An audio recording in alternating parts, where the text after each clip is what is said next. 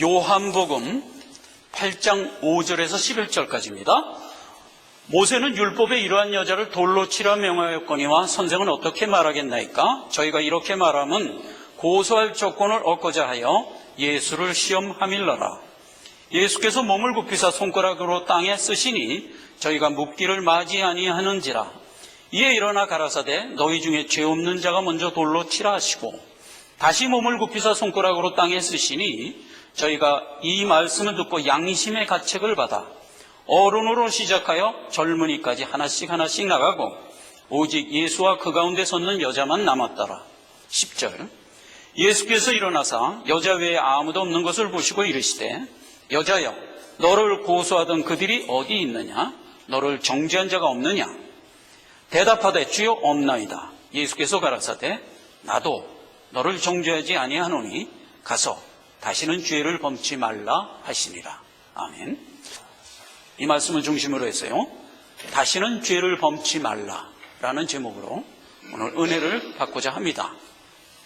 예수님이 이제 유대 사역을 하러 유대에 왔어요. 와서 이제 두 번째 설교를 성전에서 하시는데 유대인들이 가늠한 여자를 붙잡아 갖고 온 거예요. 이 여자가 가늠하다 잡혔습니다. 하나님의 명대로 하면 돌로 쳐 죽이라 했습니다. 라고 이제 고소를 한 거예요. 어떤 방법으로 예수를 고소하려고 한 거예요? 만약 돌로 치라 그러면 예수는 무자비한 사람이다 이렇게 고소할 판이었고, 그 다음에 용서해 줘라 그러면 율법에 분명히 돌로 치라 그랬는데 왜 용서해 주라 그러냐? 당신은 율법을 어긴 범법자다 이렇게 고소할 판이에요. 돌로 칠 조건으로 하나님이 주신 명령에는 어떤 내용들이 있었는가 하는 걸 우리가 살펴봤어요. 살펴본 결과 얻을 수 있는 답이 뭐였죠? 하나님이 돌로 치라 하는 죄목들은 마땅히 돌로 쳐서 죽여야 하는구나를 그걸 이제 우리가 분명히 지난 시간에 깨달았습니다. 자, 그러면 고소할 조건으로 세운 이 두 가지, 예수는 무자비한 사람이야 라고 몰아가는 게 옳을까요? 그건 틀렸다 이거예요. 그러면 예수님이 용서하라 그랬을 때 율법을 안 지킨 게 되니까 범법자다 이렇게 몰아가는 게 옳을까요? 그것도 틀렸어요. 왜 틀렸냐? 죄를 살 수 있는 권세는 누구에게 있다? 하나님께 있다 이 말이에요. 비록 돌로 쳐서 죽어야 할 사람이라 할지라도 하나님이 용서해라 하면 용서하는 거예요. 그러니까 지금 고소할 조건으로 들고 나온 이들의 두 가지는 이래도 틀리고 저래도 틀린 거다 하는 걸 우리가 먼저 인식을 하고 이 문제를 들어가야 된다 하는 거예요. 자, 그래서 오늘 살펴보고자 하는 것은 죄를 정하는 자가 누구냐 이거예요. 하는 부분 하나 살펴보고, 또 하나 가늠하다 현장에서 잡혔으니까 그 여자는 지금 죄 중에 살고 있었던 여자잖아요. 율법대로 하면 그는 돌로 쳐 죽어야 되는데 그 상황에서 예수님이 용서를 해줍니다. 자, 용서를 해주고 예수님이 하는 명령이 뭐냐? 가서 다시는 죄를 짓지 말라 이렇게 명을 했거든요. 그래서 그 여자는 아마도 믿음을 갖고 죄 짓지 않으면서 성실하게 자기 일생을 살았을 것이다 라고 우리가 추측을 하지만, 우리가 여기서 살펴보고자 하는 것은 과연 다시는 죄를 짓지 않고 살아갈 수 있는 문제냐 하는 것을 살펴봐야 돼요. 먼저 정죄, 죄를 정한다. 정죄는 하나님만 하실 수 있는 영역이다. 요한복음 3장 18, 19절에 저를 믿는 자는 심판을 받지 아니하는 것이요 믿지 아니하는 자는 하나님의 독생자의 이름을 믿지 아니함으로 벌써 심판을 받은 것이니라. 믿느냐 안 믿느냐가 죄의 구분법이라는 겁니다. 그렇게 되고, 정죄라는 것은 이것이니 곧 빛이 세상에 왔으되 사람들이 자기 행위가 악함으로 빛보다 어두움을 더 사랑한 것이니라 이 말이에요. 세상의 어두움만을 사랑한 것, 이게 죄를 정하는 기준이라는 거예요. 죽은 자가 살아가는 행태가 어떤 삶이냐? 살인과 복술과 음행과 도둑질을 회개하지 않고 살아가는 자, 이게 죽은 자의 삶이에요. 이게 전부 돌 맞아 죽을 자에 해당하잖아요. 살인, 복술, 음행, 도둑질. 지난 시간에 우리가 살펴본 돌 맞아 죽을 자의 제목들이잖아요. 레위기 18장 27절엔 너희가 전에 있던 그 땅 거민이 이 모든 가증한 일을 행하였고 그 땅도 더러워졌느니라 라고 선포를 하는데 가나안 거민 얘기하는 겁니다. 레위기 18장 이하를 쭉 보면 그들이 죄 중에 살아가고 있는 모습을 아주 구체적으로 나열했어요. 그렇게 살아가는 삶으로 산 자들이다 이거예요. 그게 누구다? 불신자들이다. 빛보다 어둠을 더 사랑하는 것은 육신 좋아하는 대로 살아가는 자를 일컫는 말이에요. 프리지오의 삶을 사는 삶. 그 죽을 죄를 누가 정했냐 이거예요. 누가? 하나님이 정했다. 야고보서 4장 11절 이하에 보면 이렇게 기록되어 있습니다. 형제들아 피차에 비방하지 말라. 형제를 비방하는 자나 형제를 판단하는 자는 율법을 비방하고 율법을 판단하는 것이라. 너희가 만일 율법을 판단하면 율법의 준행자가 아니요 재판자로다. 입법자와 재판자는 오직 하나이시니 하나님 한 분뿐이라. 넌 이래서 틀렸어, 넌 저래서 틀렸어 하고 자꾸 정죄를 한단 말이에요. 죄를 정하는 거예요. 그런데 그러한 정죄는 누구만 할 수 있다? 하나님만 하실 수 있는 거다. 그래서 이제 성경은 우리 보고 하는 얘기예요. 누구든지 비판하지 말라 이거예요. 그가 비록 죄를 져도 비판하지 말라 이거예요. 비판할 자는 오직 그 법을 정한 하나님 한 분뿐이다 이거예요. 근데 사실 하나님도 지금은 어때요? 오늘 본문에서도 뭐라 그랬어요? 나도 너를 정죄하지 아니하노니 그랬어요. 하나님은 이걸 몰아가서 마지막 날 정죄할 거예요. 지금은 어때요?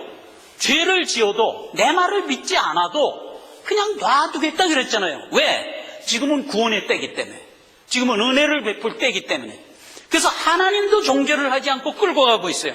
그러니까 죄는 두려움 없이 막 죄를 지면서 가요. 그럼에도 불구하고 하나님은 거기다가 말씀 계속 주면서 이끌고 있는 때다 말이에요. 지금이 하나님도 그렇게 하고 있는데 내가 뇌기에 이웃을 정죄하느냐, 이렇게 교훈을 하는 거잖아요. 이 구속사라는 이 전체적인 은혜의 틀을 우리가 안다면, 아니 하나님도 지금 묵인하고 가고 있는 판에 누가 누구를 정죄하냐 이거예요. 그래서 이제 이 교훈을 우리가 제대로 받고 살아가는 거예요. 여러분, 정죄를 안 하는데 내가 무골호인이기 때문에 안 한다 이런 개념으로 가면 안 되는 거예요. 왜 정죄를 안 하냐? 속에서 부글부글 끓지만 하나님이 참는데 나도 참는다지, 그런 개념으로 정죄하지 않아야 되는 겁니다. 그러니까 죄에 대하여 확실한 인식을 하면서도 정죄는 안 한다. 왜? 내 아버지가 참는데 나도 참는 거예요. 그러면서 가라는 거예요. 이게 제대로 된 교훈이에요. 오늘 본문 말씀 9절에 너희 중에서 죄 없는 자가 돌로 치라. 그러니까 기세 등등에서 왔던 자들이 다 양심의 가책을 받아 어른으로부터 아이에 이르기까지 물러가니라, 이런 기록이 있었잖아요. 자, 그러면 이거 분명히 생각해야 돼요. 죄인들에게 어떤 하나님의 교훈의 말씀을 줬어요. 그랬더니 그들이 그 말씀을 듣고 오호, 그러고 깨닫고 회개하고 돌아갈 수 있는 문제냐 하는 거예요. 죄인들은 지금 아까 조금 전에 우리가 살펴본 대로 살인과 복수가 음행과 도둑질을 회개하지 않고 살아가는 게 죄인이에요. 그러니까 아무리 하나님의 법을 갖다 들이대도 관여하지 않고 죄중으로 살아가는 자들이에요. 그런데 그들에게 하나님이 어떤 교훈의 말씀을 줬더니 회개하고 돌이키더라가 가능하냐 이 말이에요. 불가능해요. 사람은 누구나 좋은 교훈을 주면 마음을 바꾸지, 이렇게 보통 좋게 생각을 해요. 아니에요. 절대 그렇지 않아요. 사람은 자기 능력과 자기의 지각으로 회개할 수 없는 존재예요. 동의가 안 되시죠? 그러나 사실이에요. 만약 사람에게 어떤 교훈을 듣고 그 교훈에 동의하여 회개를 할 소양이 있는 거라면 예수님이 굳이 우리를 구원하기 위하여 십자가에 못 박히실 필요가 없잖아요. 그렇죠? 좋은 교훈 우리한테 주고, 야, 여기 다 교훈 내용 썼으니까 듣고 깨달아 구원 받으라 하면 되지. 왜 굳이 그 죄를 예수님이 끌어안고 죄를 멸하는 그 방법으로 우리를 구원했을까 이 말이에요. 안 되기 때문이잖아요. 안 되기 때문에. 말로는 안 되기 때문에 죄를 하나님이 끌어안고 그 죄를 멸하는 방법으로 해결할 수밖에 없어서 십자가 대속으로 우리를 구원한 거잖아요. 그렇기 때문에 죄인이 말해요. 좋은 교훈을 듣고 회개해서 한 사람 한 사람씩 떠나간 거라고 생각하면 성경을 지금 잘못 해석하고 있는 거예요. 성경에 정령 죽을 자를 부인하는 생각이 은연중에 내 안에 있기 때문이에요. 우리는 다 죄 중에 떨어져서 죄인이에요. 죄인은 정령 죽을 자예요. 정령 죽을 자는 하나님의 교훈을 받고 눈을 뜰 수 있는 능력이 없는 자예요. 일컬어 소경이다 말이에요. 일컬어 귀머거리다 말이에요. 자, 그래서 이 문제를 오늘 이 시간 전반부에서 제가 분명하게 다루고 넘어가겠습니다. 자, 여러분, 하나님이 지금 율법을 줬어요. 누구에게 준 거예요? 죄인한테. 이렇게 하면 돌 맞아 죽는다. 그러니까 돌 맞아 죽지 않으려면 제대로 살아라 라고 준 게 율법이잖아요. 그런데 그거는 영적으로 보면 무슨 법을 준 거예요? 생명의 법을 준 거예요.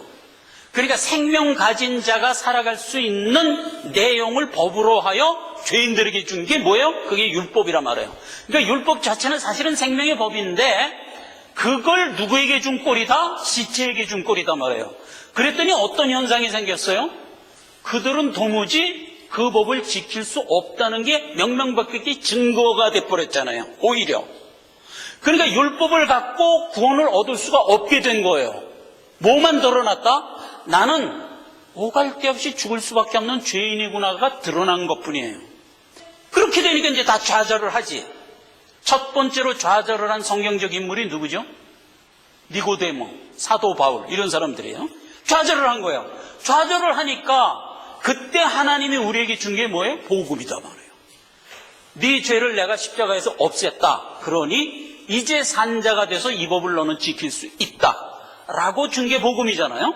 그래서 예수를 믿고 가라 라고 해서 말하자면 우리를 이끌어가는 거예요. 그래서 하나님의 구속사는 그러한 과정 속에서 우리에게 주어지는 거예요. 그러니까 처음에 송장들에게 생명의 법을 주어서 네가 송장이라는 것을 증명시켜 놓고 그 다음에 살려서 산자로서 이끌어간다. 이게 하나님이 우리를 구원하는 하나의 과정의 얼개라고요. 그거는 역사적으로 구약 신약이라는 그림 속에 우리를 줬지만 사실은 이것은 큰 틀의 그림이고 내가 어떻게 구원을 받았는가에 대한 설명이라고요. 그렇기 때문에 죄인인 상태에서 하나님이 교훈을 주자 양심의 가책을 받고 깨달아 회개하는 방법은 아예 없는 거예요. 그런데 본문에 왜 이 말이 있냐 이거예요. 왜? 두 가지로 우리가 생각할 수가 있어요.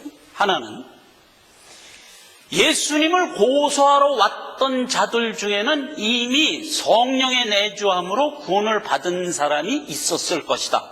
이렇게 추측할 수 있는 문제예요. 그들이 양심의 가책을 받고 돌아갔다. 이렇게 생각할 수가 있어요. 또 하나는 원래 참사본에는 양심의 가책을 받아라는 말이 없어요. 그게 사실은 정답이에요. 근데 왜 그 말을 거기다 끼워 넣냐? 훗날 사본을 필사한 사람들의 잘못된 신앙관으로 그걸 넣은 거예요.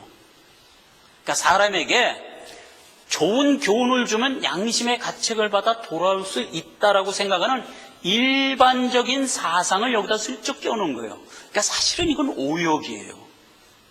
이건 틀린 거예요.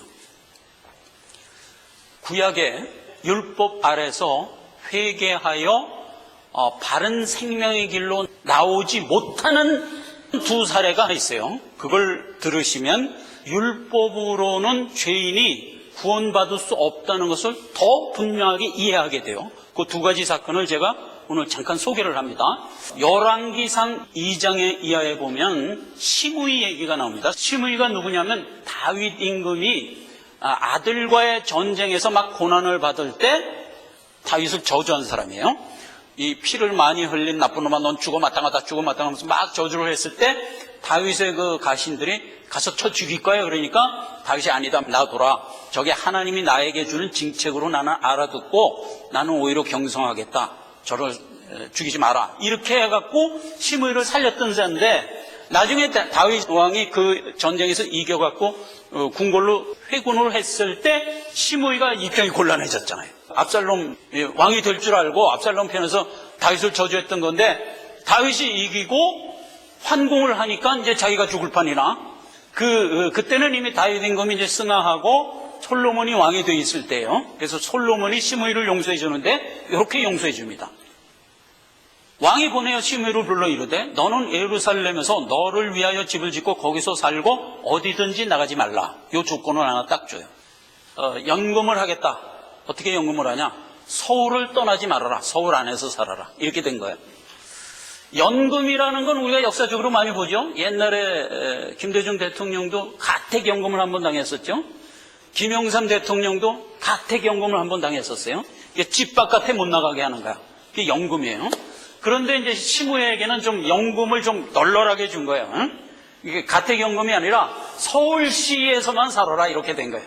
그것도 어쨌거나 연금이에요. 그러니까 얼마나 말하자면 폭넓게 호의를 베푼 거예요. 단 뭐예요? 예루살렘을 떠나면 그땐 죽인다 이렇게 된 거예요. 그럼 시므이가 이제 알겠습니다. 참 고맙습니다. 저를 죽어마땅한데 그래도 살려주셔서 제가 감사하게 예루살렘에서 잘 살겠습니다. 그리고 살았으면 되는데 그렇게 될 수 있을까? 없어요. 살다 보면 자꾸 이렇게 나가게 돼요. 근데 하필 종 하나가 도망을 갔어요. 그래서 시흥으로 도망간 거야. 그러니까 서울에서 시흥까지 종을 잡으러 갔다가 이제 얼른 들어왔는데 딱 걸린 거야. 내가 너한테 얘기했지? 예루살렘 떠나지 말고 살라고. 그랬죠. 근데 너 또 왜 떠났어? 여봐라, 죽여라. 확 죽여버린 거예요. 그렇게 된다니까요. 한 가지 더, 아도나입니다. 아도나이. 다윗의 아들 중에 하나였어요. 근데 이제 서열로 제일 맞이였어요. 그래서 다윗이 죽으면 아도니아가 왕이 돼야 돼요. 그래서 이제 아도니아가 스스로 지가 왕이 된 거야. 다윗은 지금 오늘 죽을까 내일 죽을까 하는데 지가 그냥 왕이 딱 돼버린 거야. 다윗의 가신들이 이제 다윗한테 물었지, 가갖고. 아니, 평소에 임금께서 내가 죽으면 솔로몬 왕 세운다고 그랬는데 지금 아도니아가 왕 됐는데요? 그랬단 말이에요. 그러니까 다윗이 이제 소리를 딱 듣고 아도니아가 왕 된다고? 안 돼. 빨리 솔로몬 왕 시켜. 그 말하고 죽은 거예요. 그러니까 이제 가신들이 가갖고 솔로몬을 왕을 만들었어요. 그랬더니 이제 아도니아가 큰일 났거든. 자기 이제 죽게 생겼네. 그래갖고 이제 아도니아가 이제 솔로몬한테 와서 내가 참 죽을 죄를 졌습니다. 그러나, 한 번만 살려주십시오. 이렇게 듣단 말이에요. 그랬더니 그때도 솔로몬 왕이 자기 형이지. 자기 형한테 이제 조건을 걸고 살려줍니다. 이렇게 살려줍니다. 왕상 1장 52절입니다. 솔로몬이 가로되 저가 만일 선한 사람이 될진데 그 머리카락 하나라도 땅에 떨어지지 아니하려니와 저희 가운데 악한 것이 보이면 죽으리라. 이렇게 용서해 주는 거예요. 그래, 좋다. 내가 너 살려주는데 그 대신 선하게 살아라. 만약 네가 살다가 악한 짓을 하면 그땐 죽어. 그러니까 그냥 겸손하게 선하게 잘 살아. 이러고 풀어준 거야. 아도니아가 선하게 살았으면 안 죽었지. 근데 선하게 살 수가 있을까? 이건 영적인 얘기를 하는 겁니다, 지금. 사람이 선하게 살아라. 아까 우리 본문 말씀에서 가서 다시는 죄를 짓지 말라. 그러면 다시는 죄를 짓지 않고 살 수가 있을까, 이 말이에요. 없다니까. 없어요. 그래서 이제 아도니아가 어떤 죄를 졌냐? 아비삭을 아내로 달라고 그랬어요. 아비삭이 누구냐 하면 다윗 임금이 오늘 죽을까 내일 죽을까 골골할 때 다윗 임금을 간호하기 위하여 세운 간호사였어요. 10살 된 그런 아주 예쁜 처녀였는데 그 아이를 다윗 임금을 수발하는 말하자면 간호사로 채용을 한 거야. 그렇게 했던 건데 그 시절 법으로 뭐라 그래요? 궁녀라 그러잖아요. 궁녀. 그래서 궁녀는 임금 곁에서 임금을 수발하는 거기 때문에 시집을 못 가도록 돼 있어요. 그 법이. 그건 동서고금 다 똑같아. 그러니까 이제 그 임금이 죽어도 이제 평생 시집을 못 가야 되는 게 법이에요. 그런데 아도니아가 그 아비삭이 워낙 이쁘고 이제 깔끔하게 생겼으니까 그놈을 달라고 그런 거야. 자기 아내로. 그걸 솔로몬한테 이제 요구를 한 거예요. 그랬더니 솔로몬이 걸려들었다. 너 어떻게 아버지의 후궁이었던 사람을 달라고 그러냐? 그게 선이냐? 악이지. 죽여라. 이렇게 그걸 죽인 거예요. 죄인에게 어떤 법을 줘요. 법을 주고 그대로 죄를 짓지 말고 살아라. 그러면 구원을 얻으리라 하면 우리가 그대로 받고 구원을 얻을 수 있을까? 불가능해요. 지금 이 가늠한 여인을 돌 맞아 죽을 자리에서 저들도 물리쳐줬어요. 저들은 지금 당연히 돌로 쳐 죽이려고 왔던 사람인데 양심의 가책을 받아 물러갔다고 그러는데 사실은 양심의 가책이 아니라 무엇으로 물러간 거예요? 하나님의 능력과 초월에 의하여 물러간 거예요. 그렇게 보는 게 맞는 정답이에요. 예수님은 우리를 구원할 때 성경에 뭐라고 돼 있어요? 와서 십자가 대속으로 죄를 도말하고 마귀를 결박했다 그랬잖아요. 결박했다 그랬잖아요. 그 현상이에요, 이게 지금. 그러니까 예수님이 어떤 은혜를 베풀고 기세등등한 자들을 결박해버린 거예요. 그러니까 이들이 하나님의 초월적인 결박에 눌려서 물러간 거예요. 이렇게 해석하는 게 바른 해석이에요. 계시록 12장 10절. 하늘에 큰 음성이 있어 가로되 이제 우리 하나님의 구원과 능력과 나라와 또 그의 그리스도의 권세가 이루었으니, 이게 무슨 말이에요? 한마디로 얘기해요. 예수 그리스도가 우리의 죄를 대속하여 구원을 이루었으니, 이 소리잖아요. 그렇죠? 그러니까 예수님이 나를 구원했으니, 그 다음 구절입니다. 우리 형제들을 참소하던 자 마귀가 쫓겨났고, 이렇게 됐단 말이에요. 그러니까 보세요. 예수님이 우리를 십자가 대속으로 죄를 도말하여 구원하면 동시에 무슨 일이 생겨요? 마귀가 쫓겨나는 거예요. 그걸 결박이라고 그러는 거예요. 그러면 이 세상에 지금 마귀가 쫓겨났나요? 아니요. 기세등등해서 세상을 막 강압하고 있죠. 그거는 죄 안에서 그렇게 하는 모습이에요. 그럼 누구 안에서 쫓겨나요? 믿는 자, 구원받은 자 안에서 쫓겨나는 거예요. 그래서 마귀는 지금 어디에 들어가기를 예수님이 허해요? 너는 흑암 중에만 거해라. 이렇게 해서 흑암 안에 가두어뒀다 이 말이에요. 흑암이 뭐예요? 흑암이 죄된 세상에 대한 영적 용어지요. 그러니까 마귀는 죄된 세상 안에만 가둬둔 거예요. 그거를 복음서에서는 뭐라고 얘기했었나요? 돼지 떼에겐 들어가도 좋다 이랬던 거 아니에요. 돼지는 뭐예요? 더러운 것, 즉 불신자. 그러니까 마귀는 누구에게만 들어갈 수 있게 허용한 거예요? 죄 안에만 들어갈 수 있게 허용한 거예요. 즉 불신자 안에서만 역사할 수 있게 해놓은 거예요. 그리고 구원받아 생명 갖고 나온 하나님의 자녀에게는 들어올 수 없도록 결박했다. 이게 마귀를 쫓아냈다는 뜻이에요. 실제로 마귀를 영원히 쫓아낼 때가 언제죠? 주님 재림할 때죠. 예.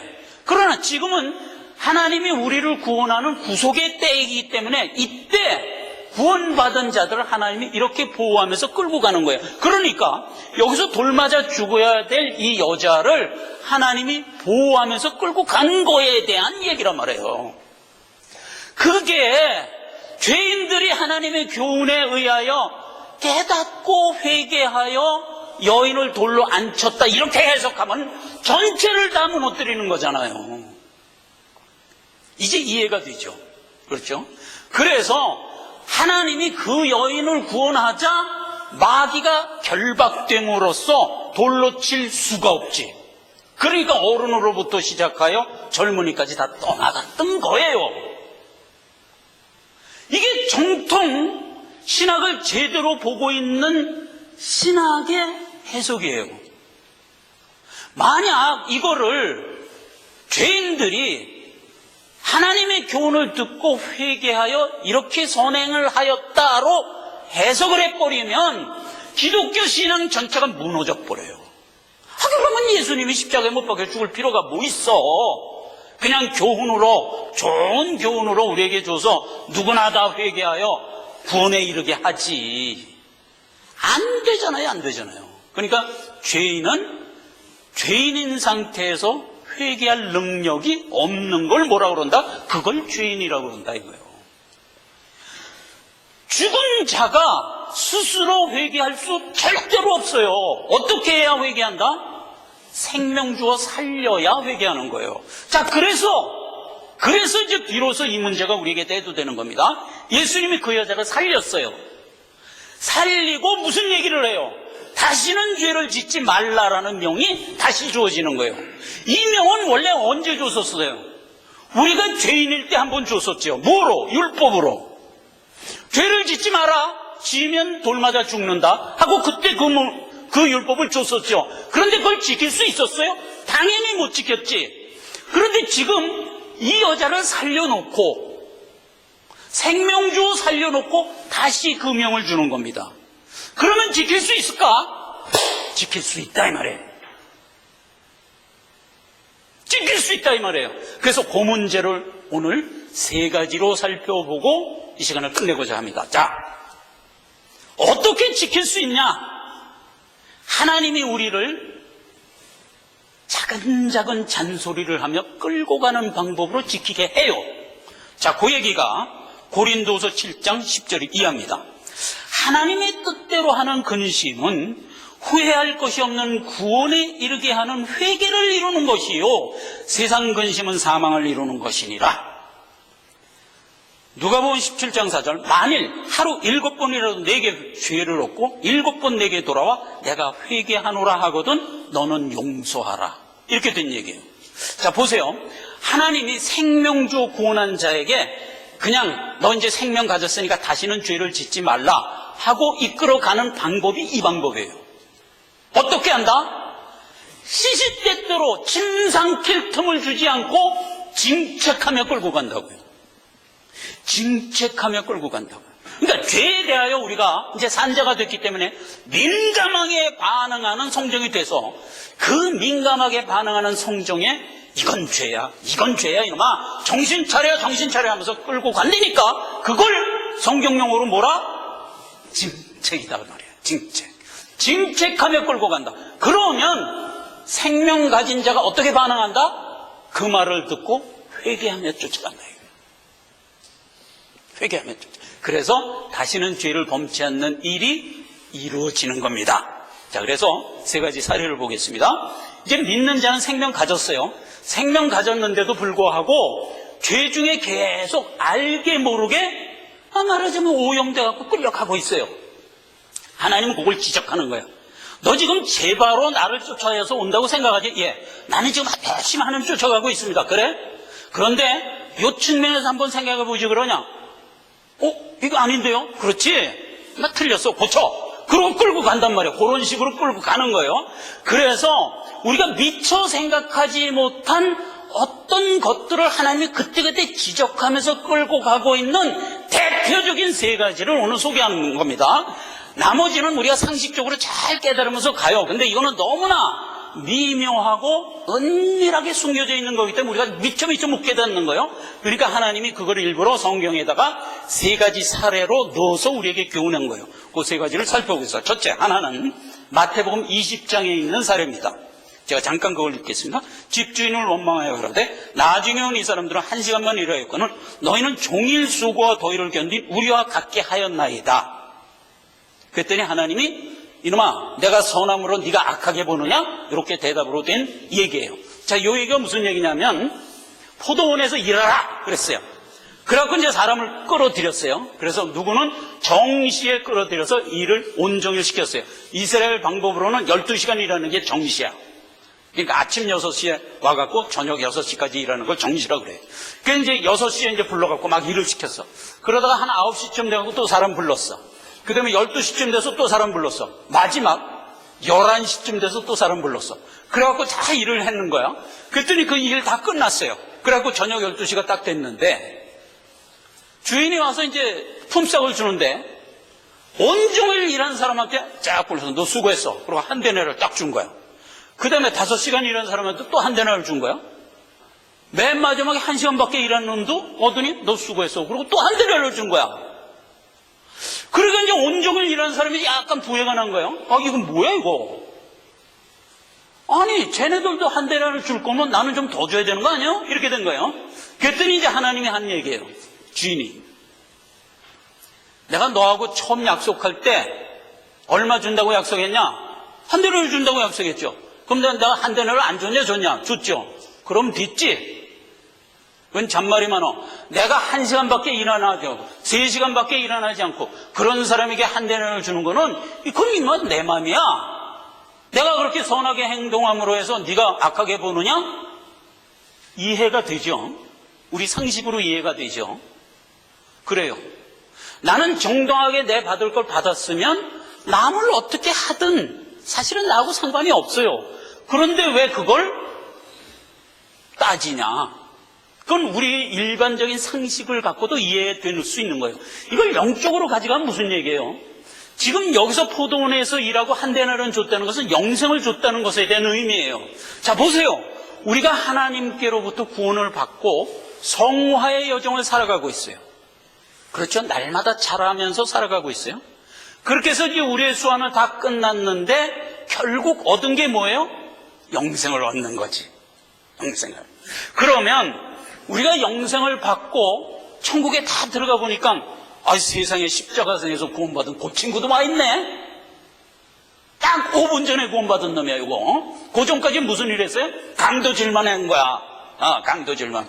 그러다가 딱 5분 전에 구원받고 딱 왔는데 자기하고 같은 반열에 딱 서갖고 영생 받고 좋다 좋다 하고 할렐루야 외치고 있네. 살짝 화가 난 거야. 아니 하나님, 아니 쟤도 영생 주고 나도 영생 주고 뭐 하는 거예요 지금? 이렇게 된다는 얘기예요. 요거 어떻게 풀 거예요? 답은 간단한 데 있습니다. 하나님이 우리에게 베푸시는 구원의 영생은 은혜예요. 공로가 아니고 은혜예요. 이걸 우리가 알아야 돼요. 자칫 속아요. 왜 속죠? 우리는 평생 믿음 갖고 성화의 여정을 땀 흘리며 살아왔거든. 그러니까 이 생각을 은연중에 하게 된다고. 내가 구원을 얻은 것은 나의 신앙생활의 공로다. 이 생각을 은연중에 하게 된다고요. 요거 빼버리라 말해요. 빼버리라 말해요. 영생은 하나님이 나에게 거저주는 은혜요 선물이다.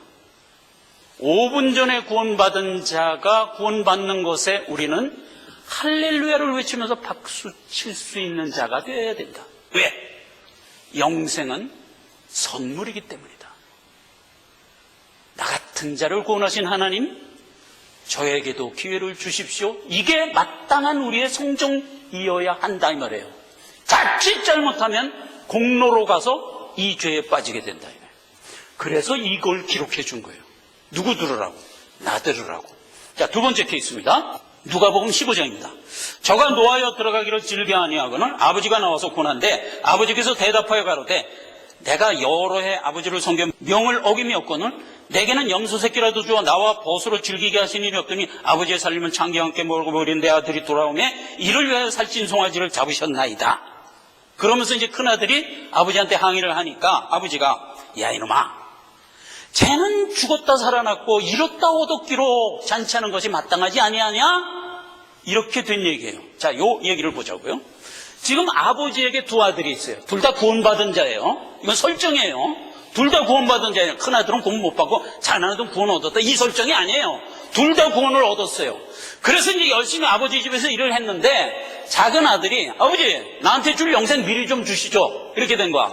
그러니까 아버지가 그래? 너 뭐 쓰려고? 그러면 나 쓸 때 있으니까 좀 미리 주세요. 유산을 미리 받아갖고 세상에 나와서 허랑방탕하게 살다가 어떻게 됐어요? 쫄딱 망해갖고 집으로 다시 돌아온 거야.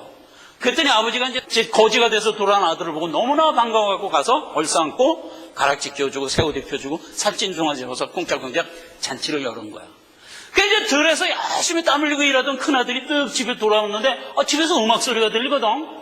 그 옆에 있는 종한테 물이 야 여기 우리 집에 뭐 잔치 나냐? 음악 소리가 들리냐? 하니까 종이 옆에서 저 집 나간 저 둘째 도련님이 돌아왔답니다. 그러니까 둘째가 돌아왔는데 잔치를 벌렸다고? 아이씨, 나 집에 안 들어갈 거야. 우리 집에 안 들어가 버렸어요. 아버지가 이제 큰아들이 돌아올 때가 안 들어오거든. 이게 나가보니까 뭐 잔뜩 구애가 나서 씩씩거리고 있네. 그래서 야, 큰아들아, 너 왜 집에 안 들어오고 그러냐? 그랬더니 큰아들이 아니 아버지, 생각을 좀 해보십시오. 집안에 있는 가산 다 탕진하고 전부 저 창기와 함께 탕진하고 돌아온 놈. 돌아왔으면 매를 때려도 시원치 않은데 매는커녕 뭐 잔치를 벌려요? 뭐 살찐 송아지를 잡아요? 아, 나는 평생 이렇게 여기서 아버지 곁에서 성실하게 일했는데 염소새끼 한 마리 잡아준 적 없더니 저놈은 뭐 살찐 송아지를 잡아요? 이게 말이 돼요? 아, 아버지 마음대로 해서 나 안 들어가요. 이렇게 된 거예요.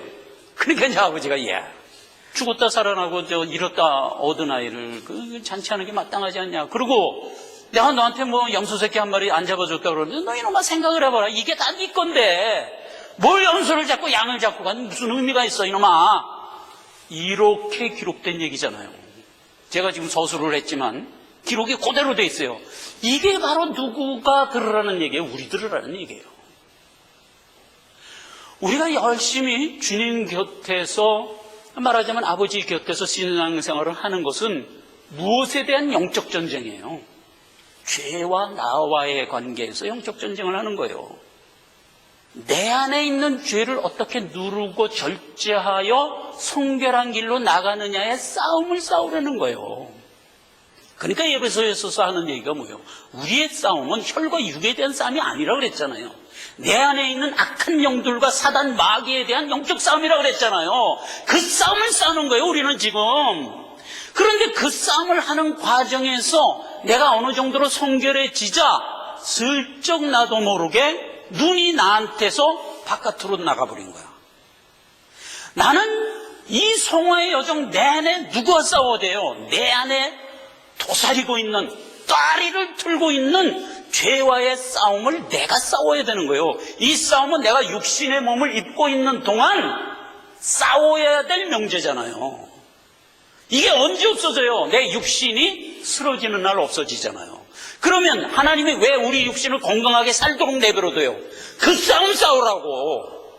그러니까 내 안에서 스물스물 스며나오는 죄성과의 싸움을 힘차게 싸워 나가라고 지금 우리를 살려서 이 길을 가게 하는 거잖아요. 그게 우리에게 허락한 수완이잖아요. 그러니까 이 수완이 길면 길수록 나는 어떻게 되겠어요? 점점 더 강한, 말하자면 의지를 갖는 신앙인이 되지. 왜? 이 싸움을 더 길게 했으니까. 나를 위한 거잖아요. 그래서 나를 위하여 영적 싸움을 주는데 그 싸움은 안 하고 슬쩍 내가 어느 정도 좋아지니까 눈을 쓱 돌려서 너 다 틀렸어 이러고 댕기면 돼요? 안 되잖아요. 그 얘기를 하는 거란 말이에요. 결국 하나님은 뭐예요?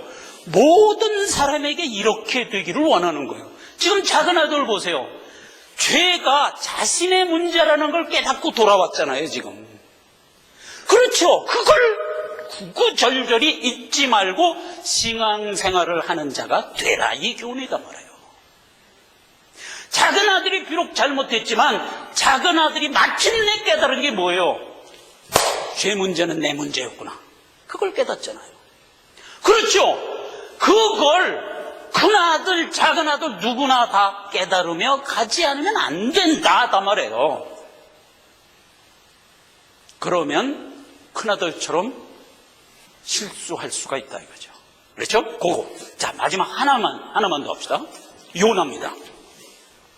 요나서 4장 1절에서 5절 이하입니다. 제가 잠깐 읽겠습니다. 요나가 심히 싫어하고 노하여 주께서는 은혜롭고 자비하시고 노하기를 더디하시고 인자가 풍부하신 줄을 내가 알았으므로 니느웨를 멸망하지 않고 용서해 줄 줄을 내가 이미 알았습니다. 이렇게 얘기하는 거예요. 노하여 그렇게 얘기하는 겁니다.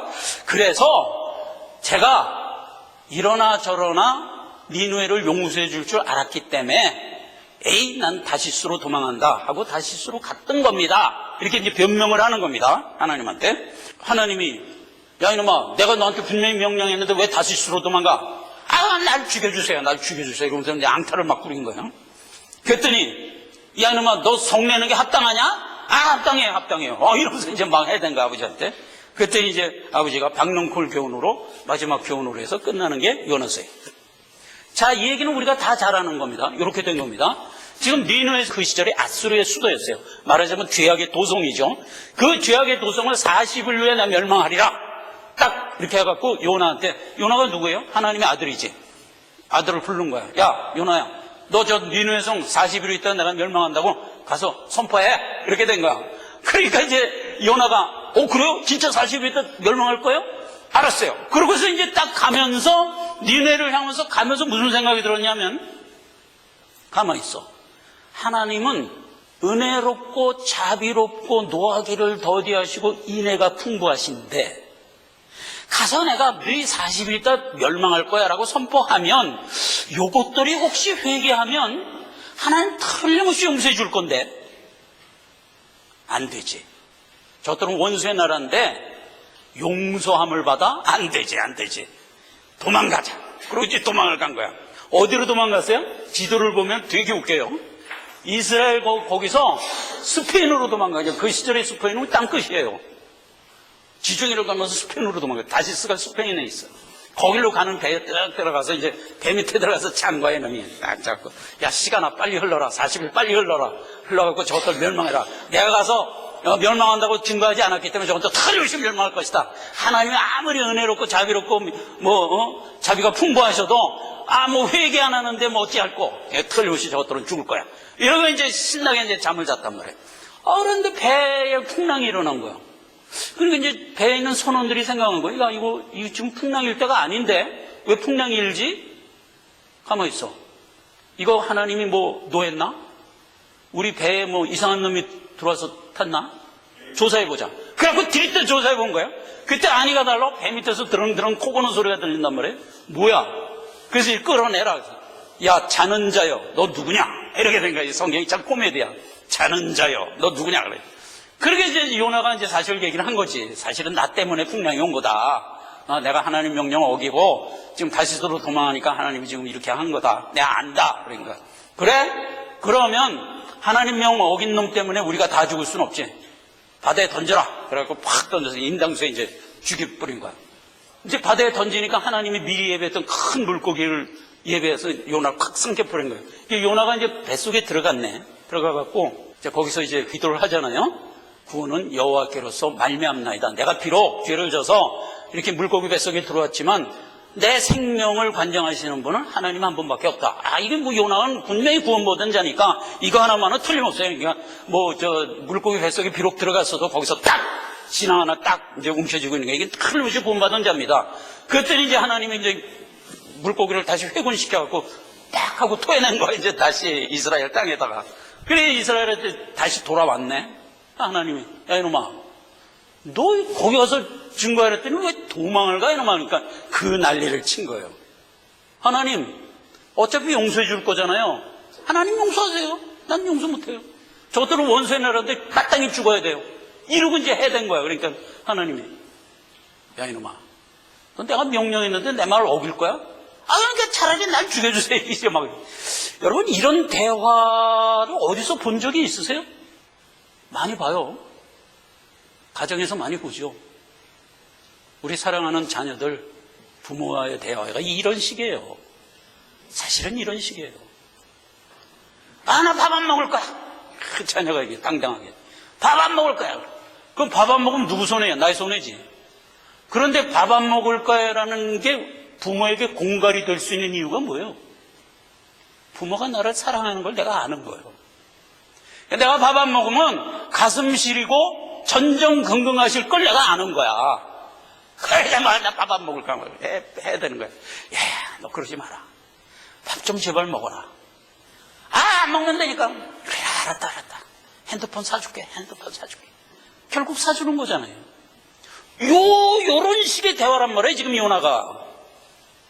그러니까 이제 하나님이 요나를 박농콩교로 하는 겁니다. 그러니까 이제 요나가 자기는 니느웨가 이제 휙 지나가면서 니들 40일 있다 멸망한다 한마디 딱 하고 돌아온 거야. 돌아가갖고 언덕에 올라가서 이제 니느웨 멸망하는 거 보리라 하고 딱 앉아있으니까 하나님 거기다 이제 박농쿨을 심어갖고 그늘이 딱 지겠으니 이스라엘 땅은 그 준사막 지역이에요. 준사막 지역. 그러니까 얼마나 뜨거워요. 한낮에는 섭씨 50도, 60도까지 올라가는 그런 날입니다. 그게 뜨거운데 이제 박농쿨이 이렇게 시원해갖고 니느웨 멸망하는 거 보자. 그러고 앉아있는 거예요. 앉아있는데 니느웨 안 멸망했잖아. 그거 딱 한마디 한 거예요. 그냥 전부 회개를 한 거야. 니느웨 국민들이. 그래갖고 40일이 지났는데 이제 멸망 안 하고 있는 거야. 근데 하필 그 하나님이 이제 벌레를 보내갖고 박농쿨을 다 먹게 했어. 그러니까 박농쿨이 다 죽었네. 그러니까 햇빛이 쨍쨍 비친단 말이야. 그러니까 또 막 난리가 난 거야, 이제 요나가. 그러니까 하나님이, 야, 너 왜 이렇게 성내냐? 그러니까, 아니, 박농쿨을 왜 죽어가지고, 나 이 신경이 안 나, 나 죽여주세요. 막 또 해야 된 거야. 그러니까, 야, 이놈아. 너 밤낮 후렴이 죽여달래냐? 너 생각을 해봐라. 네가 심지도 않고 네가 키우지도 않은 박농쿨 하나 죽은 거 갖고 너 이렇게 신경질 내는데, 전 니누에는 앞뒤를 분별하지 못하는 어린아이만 10만 명이야. 근데 그들이 회개를 하는데 내가 어찌 구원하지 말란 말이냐. 이렇게 하고 끝난 얘기란 말이에요. 여러분, 이게 우리한테 주는 마지막 교훈입니다. 여러분 생각해 보세요. 우리는 지금 신분적으로 하나님의 아들이 돼 있어요. 이거는 내 믿음이 명명백백하게 살아있기 때문에 움직일 수 없는 팩트입니다. 나는 하나님의 아들이다. 이거는요, 움직일 수 없는 나의 신분이고 나의 팩트예요. 예, 이거 갖는 거를 그러다 하면 안 돼요. 이거는 우리가 마땅히 가져야 되고 그 자존감이 우리에게 있어야 돼요. 나는 하나님의 아들이야. 이 자존감이 있어야 돼요. 여러분, 이 땅에서도요, 재벌의 아들들이 그 자존감 있는 거 아시죠? 그런데 아들로서의 자존감을 가져야지 방종하면 오렌지족 되잖아요. 그러면 안 되잖아요. 자, 그래서 하나님이 하나님의 아들이라는 확신을 가지고 혹시 빠질 수 있는 함정이라고요. 그게 방종으로 흐르는 날 우리는 하나님의 징책을 받을 수밖에 없는 거예요. 방종으로 그러면 안 되죠. 자, 여기 요나처럼 니느웨 가서 선포해. 그거 다 버리고 내가 선포 안 해도 하나님 어차피 다 하실 거 내가 알아. 그러고 방종으로 가버리면 하나님은 어차피 그 일은 하실 거예요. 이러나 저러나 하실 거지만 그 일을 명했는데 하지 않은 나는 어떻게 되냐 이거예요. 나에게는 하나님의 징책밖에 떨어질 게 없고 하나님은 나를 징책해서 결국은 어떻게 하고야 말아요. 되돌리고야 말잖아요. 그러니까 하나님이 나를 포기하세요? 안 해요. 포기 안 해요. 내가 비록 곁길로 가도 나를 징책하여 반드시 돌아오게 해요. 그런데 생각해 보세요. 우리가 이 기간을 걷는 것은 정해져 있잖아요. 길어야 120년. 강건하면 70, 80. 이 천금같이 금쪽같이 아까운 시간을 그렇게 방종하다가 하나님의 징책으로 돌아오고 방종하다 돌아오고 하는데 다 소비해버리면 되겠어요? 안 되잖아요. 그러니까 우리는 하나님이 주신 말씀을 갖고 가는 자가 되지 않으면 안 된다에 대한 교훈이다 말이에요. 또 하나, 지금 요나처럼 개인적으로 나는 저들이 싫어요. 그래서 저들은 죄 가운데 멸망하도록 되어 있는 대로 처리됐으면 좋겠어요 라는 생각을 은연중에 하게 돼요. 어차피 하나님은 용서해서 저들을 구원할 거지만 그럼에도 불구하고 나는 개인적으로 저들은 용서 못해요. 이런 어깃장을 부릴 수가 있어요. 나에게 강포를 행했던, 그래서 저들이 저렇게 죄를 범하다가 언제 한번 얻어맞지 하는 생각을 우리가 은연중에 하게 됩니다. 그러지 말아야 된다 이거예요. 하나님은 구속사를 이끌어가는 중에 구원하기도 하고 멸하기도 해요. 어떤 때는 충을 먹여 죽일 수도 있어요. 하나님이 판단해서 하세요. 그러나 우리는 그렇게 생각하면 안 돼요. 내가 구원받은 은혜를 생각하고 저들에게도 기회가 왔으면 좋겠다. 우리는 항상 이렇게 생각을 해야 되고, 하나님이 다 하실 거지만 그럼에도 불구하고 내 손을 들어 그 일을 하고자 원하는 분이 내 아버지다 라는 걸 잊지 말아야 돼요. 하나님의 구속사의 목표가 나기 때문이에요. 믿는 자들이 자칫 이 세 가지를 흐리게 생각할 수가 있어요. 하나님의 법에 준행자가 되어 성실하게 따라갈 뿐이다. 기도하겠습니다. 하나님 아버지 은혜를 감사합니다. 다시는 죄를 범치 말라 하신 이 은혜롭고 귀한 하나님의 명을 우리가 다 받고 이 길을 걸어갑니다. 날마다 회심하고 회개하는 마음으로 가기를 원합니다.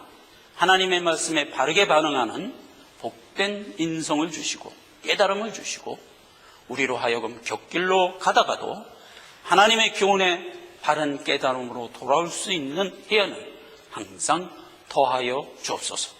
예수님의 이름으로 기도했습니다. 아멘.